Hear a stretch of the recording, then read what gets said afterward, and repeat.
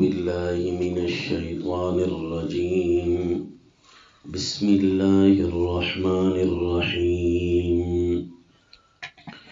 يا أيها الذين آمنوا لا تخونوا الله والرسول وتخونوا أماناتكم وأنتم تعلمون. سورة الانفال آیت نمبر 27. یا ایہا الذین آمنوا لا تخونوا اللہ، اے ایمان والو خیانتیں نہ کرو اللہ کی، والرسول اور رسول کی، وتخونوا اماناتکم اور نہ خیانتیں کرو اپنی کسی بھی امانتوں کی، وانتم تعلمون اور تمہیں پتہ بھی ہوتا ہے کہ یہ تم خیانت کر رہے ہو اور اس کا انجام برا ہے۔ لا تخون اللہ اور اس کے رسول کی خیانت نہ کرنا۔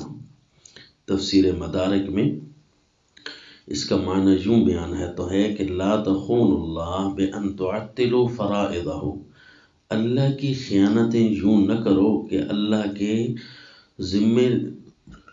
کی طرف سے ذمے لگائے گئے جو تمہارے فرائض ہیں ان کو معطل نہ کرو۔ جتنے فرائض ہیں بس ان کو پورا کر دو، تاکہ یومیہ کوئی فرض ذمے باقی نہ ہو، جو ہے اس کو پورا کرو۔ والرسول بألا تستنوا بہ، اور رسول کی خیانت یعنی کہ تم رسول کی سنتیں نہ اپناؤ، یہ رسول اللہ صلی اللہ علیہ وسلم کہ تم خیانت کر رہے ہو۔ اس لیے اللہ کے فرائض پورے کرو رسول اللہ صلی اللہ علیہ وسلم کے طریقہ پر چلتے ہوئے، اور اسی طرح وَتَخُونُوا أَمَانَاتِكُمْ فِيمَا بَيْنَكُمْ بِأَلَّا تَحْفَظُوهَا، کہ اس طریقے سے اپنی امانتوں کی جو تمہارے درمیان چلتے رہتے ہیں، ایک دوسرے کی امانتیں، ان کی حفاظت نہ کرو۔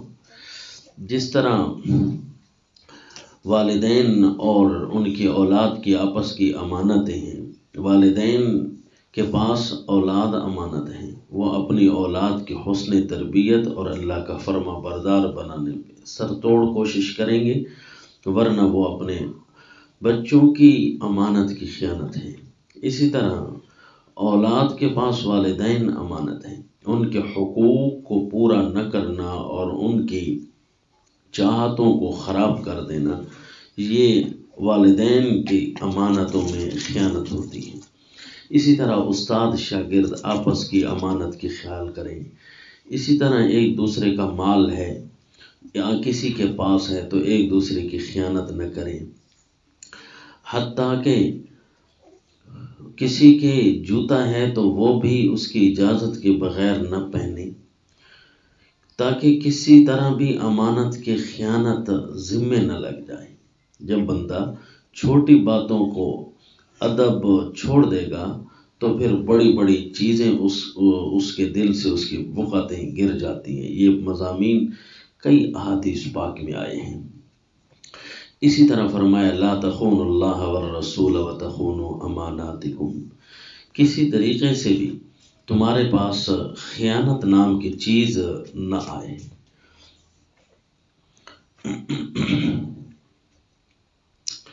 جو بھی فرائض ہیں، جس طرح اللہ تعالیٰ نے اپنے بندوں کے ذمہ کچھ بھی لگایا ہے تو اس کی خیانت کرنا،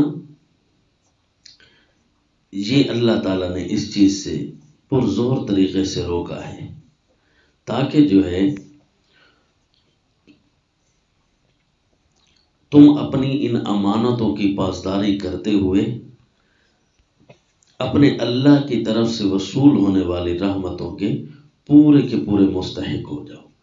جب بندہ خیانتیں کرتا ہے تو اللہ کی طرف سے ملنے والی جو رحمتیں ہیں، جو انعام ہیں، وہ بندے پر تھوڑے ہو جاتے ہیں، اور بندہ سمجھتا ہے کہ مجھے کیا ہو رہا ہے کہ میں نے اللہ کی اتنی عبادتیں کی ہیں، میں اللہ تعالیٰ کے اتنے احکام مانتا ہوں، پھر مجھے کیا ہونے لگ جاتا ہے کہ اچانک سے میرے پاس نقصان آنے لگ جاتے ہیں۔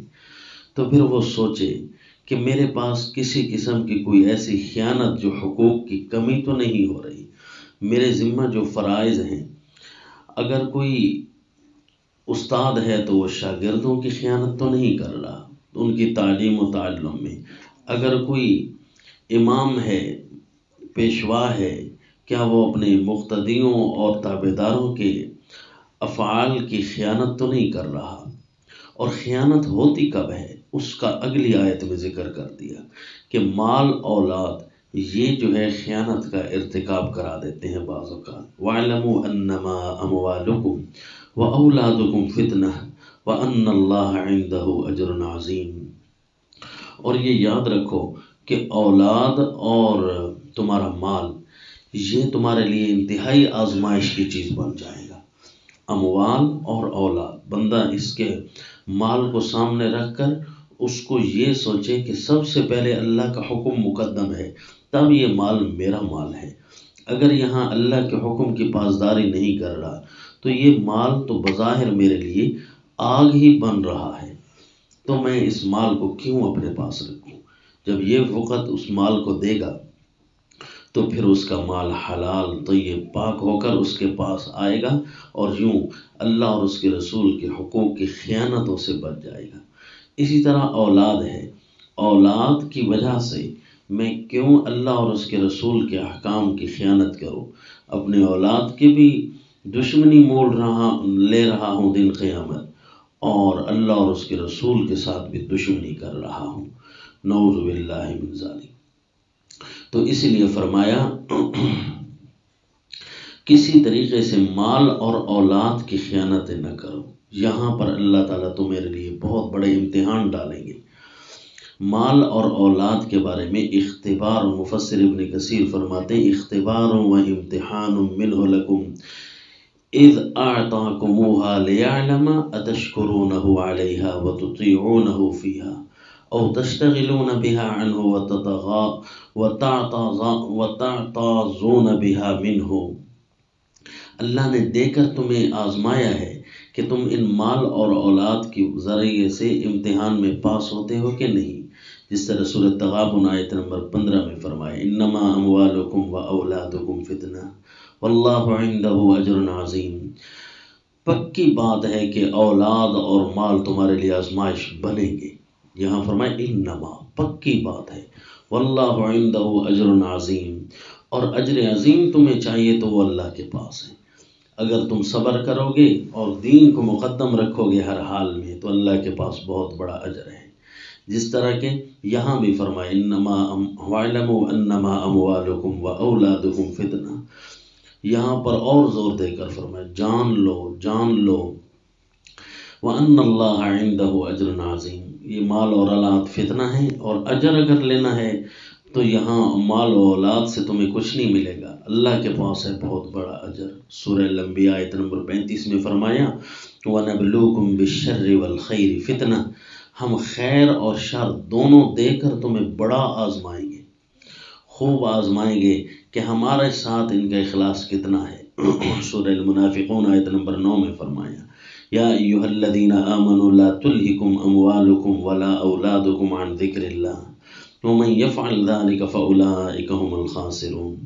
اے ایمان والو، تمہیں مال اور اولاد اللہ کے ذکر سے غافل نہ کر دے، جس نے یوں کیا نا تو وہ بڑا نقصان اٹھائے گا۔ مال اور اولاد کی وجہ سے اللہ اور اس کے رسول کے حقوق کی خیانتیں نہ ہونے لگ جائیں۔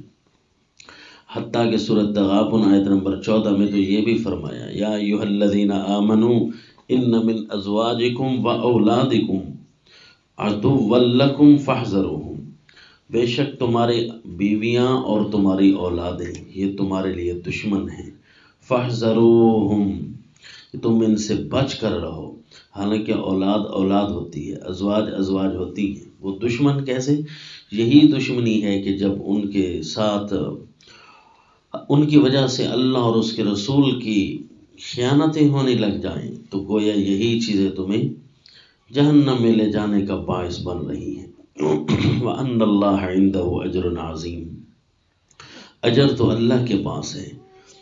اور ایک اسرائیلیات میں ایک بات لکھی ہوئی تھی، بعض روایتوں میں ہے کہ حضرت کعب فرماتے ہیں تورات میں لکھی ہوئی تھی، اور اس کو اکثر بہت سارے علماء اپنی کتابوں میں یہ اثر اور یہ بات لکھتے آئے ہیں، حتیٰ کہ مفسر ابن کثیر رحمہ اللہ نے بھی لکھی، علامہ ابن تیمیہ رحمہ اللہ کی بھی کتب میں یہ عبارت ملتی ہے کہ وہ اثر نقل کرتے آئے ہیں اسرائیلیات کیا، کہ وہ اللہ تعالیٰ کی بات نقل فرماتے ہیں کہ ابن آدم اطلبنی تجدنی فإن وجدتنی وجدت كل شيء وإن فتك فاتك كل شيء وأنا أحب إليك من كل شيء۔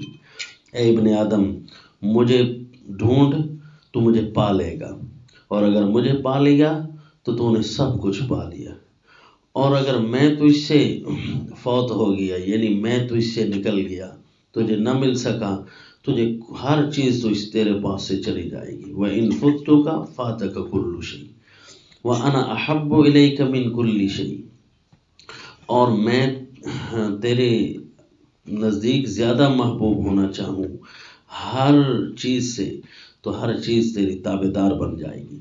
اور اسی مضمون کو اس انداز میں بیان کیا، صحیح میں بخاری میں ہے، رسول اللہ صلی اللہ علیہ وسلم نے فرمایا ثلاث من کن فیہ وجد بہن حلاوۃ الایمان، من کان اللہ ورسولہ احب الیہ مما سواہما، ومن کان یحب مرءا لا یحبہ الا للہ، ومن کان ان یلقى فی النار احب الیہ من ان یرجع الی الکفر بعد اذ انقذہ اللہ منہ۔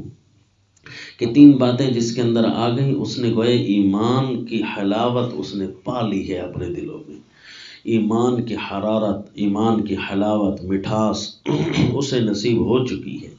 نمبر ایک بات کہ اللہ اور اس کے رسول اس کے طرف زیادہ محبوب ہوں، ہر چیز سے زیادہ محبوب ہوں، مال و اولاد سے زیادہ محبوب ہوں۔ اور جس بندے نے، جو بندہ کسی کے ساتھ بھی محبت رکھتا ہے تو صرف اور صرف سچے دین کی خاطر اور ایک اللہ کی خاطر، دو باتیں۔ اور تیسری بات کہ جو بندہ کفر میں جانے کو اتنا ناپسند سمجھے جتنا آگ میں جانے کو ناپسند سمجھتا ہے، کہ اللہ نے مجھے کفر سے بچایا ہے، میں کفر کی طرف نہ جاؤں، یہ تین باتیں جس کے اندر پائی گئیں اس کے اندر ایمان کی مٹھاس ہے۔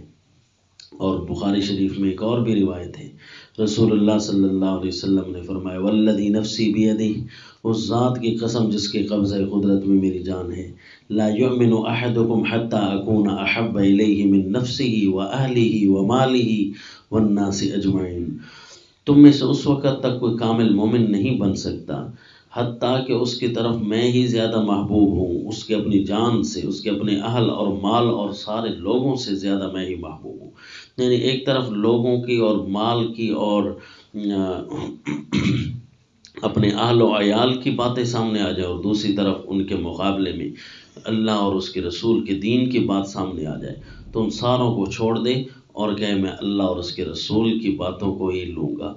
تو یوں سمجھے مقابلے کے وقت محبت کس کی ہے؟ ایک ہوتی طبی محبت، یہاں مقابلے والی محبت مراد ہوتی ہے، یعنی مقابلے میں محبت کس کی ہے؟ طبی محبت تو ظاہر اولاد کے ساتھ ہوتی ہے، اس کا اپنا ایک رنگ ہے، لیکن یہاں ہے دینی محبت۔